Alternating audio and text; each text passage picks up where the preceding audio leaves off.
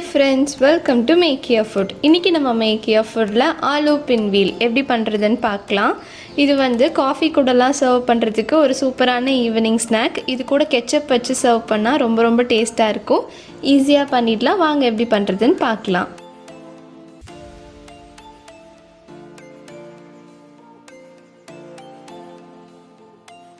இது பண்றதுக்கு ஃபர்ஸ்ட் ஒரு மிக்சிங் பவுல்ல 2 கப் அளவுக்கு கோதுமை மாவு எடுத்துக்கலாம்.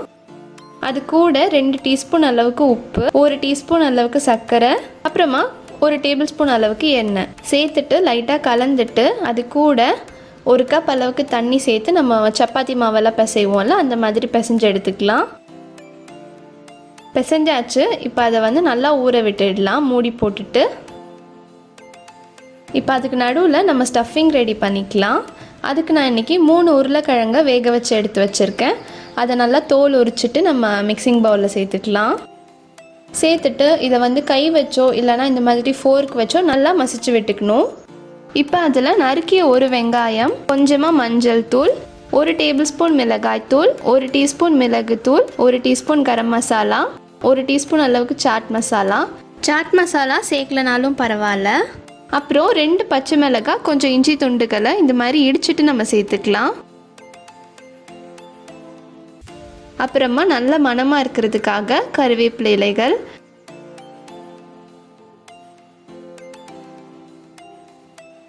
கொஞ்சம் நறுக்கிய கொத்தமல்லி இலை, தேவையான அளவு உப்பு, இதெல்லாம் சேர்த்துட்டு நல்லா கலந்து விட்டுக்கலாம். நம்மளோட ஸ்டஃபிங் இப்போ சூப்பராக ரெடி ஆயிடுச்சு. இப்போ நம்மளோட மாவும் நல்லா ஊறிடுச்சு. இப்போ நம்மளோட மாவை 2ஆக பிரிச்சுக்கலாம். இப்போ ஒன்று எடுத்துட்டு அது மேலே கொஞ்சமாக மாவு தூவிட்டு நல்லா விரிச்சுக்க போகிறோம். முதல்ல கை வச்சு அழுத்தம் கொடுத்து நல்லா விரிச்சுக்கலாம். இப்போ அதே மாதிரி திருப்பிட்டு இன்னொரு சைடும் கொஞ்சம் மாவு தூவிட்டு கை வச்சு கொஞ்சம் விரிச்சுக்கலாம். அதுக்கப்புறமா நம்ம சப்பாத்தி கட்டை எடுத்து விரிச்சுக்கலாம்.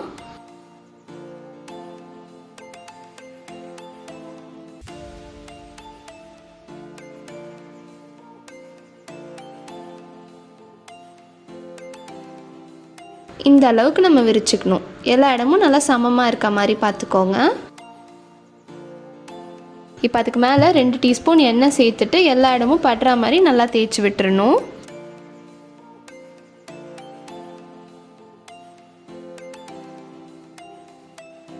தேய்ச்சாச்சு. இப்போ அதுக்கு மேலே நம்ம பண்ணி வச்சுருக்க ஸ்டஃபிங்கை அங்கங்கே கொஞ்சம் வச்சுட்டு நல்லா ஸ்ப்ரெட் பண்ணி விட்டுக்க போகிறோம்.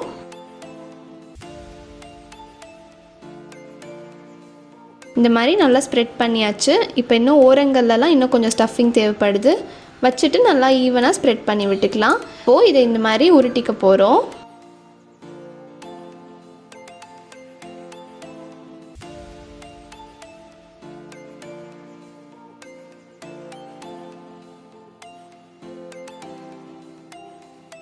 நல்லா உருட்டியாச்சு. இப்போ இதை ஒரு கத்தி வச்சு நம்ம பீஸாக கட் பண்ணிக்கலாம்.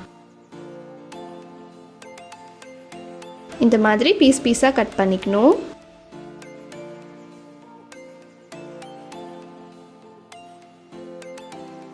இது மாதிரி நம்ம உருட்டிட்டு கட் பண்ணோன்னா நமக்கு அந்த பின்வீல் ஷேப் வந்து கிடச்சிரும்.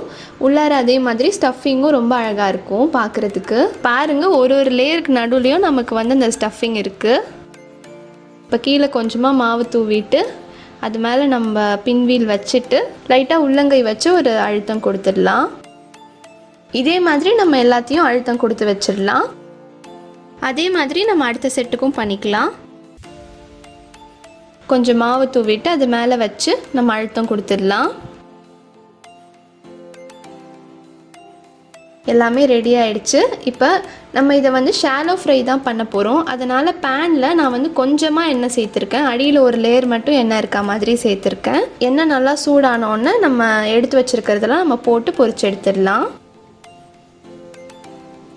மிதமான சூட்டில் வச்சு தான் நம்ம இதை வேக வைக்கணும். ஏன்னா நம்ம அதிகமான தீயில் வச்சுருந்தோன்னா நமக்கு உள்ளே இருக்கிறதெல்லாம் வேகாது. அதே மாதிரி வெளில இருக்கிறதும் கலர் ரொம்ப மாறிடும். அதனால் மிதமான சூட்டில் வச்சு பொறுமையாகவே வேக வச்சுக்கலாம்.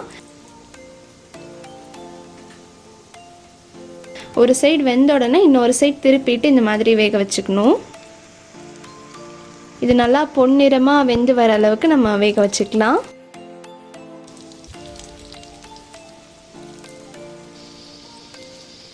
இப்போ பாருங்கள் எல்லாமே பொன்னிறமாக வெந்து ரெடியாக இருக்குது. இப்போ நம்ம இதை வெளியில் எடுத்துடலாம்.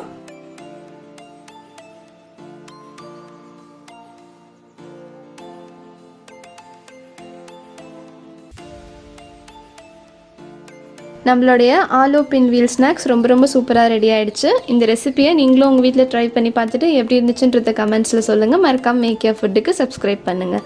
தேங்க்ஸ் ஃபார் வாட்சிங் மேக் யுவர் ஃபுட். பாய்.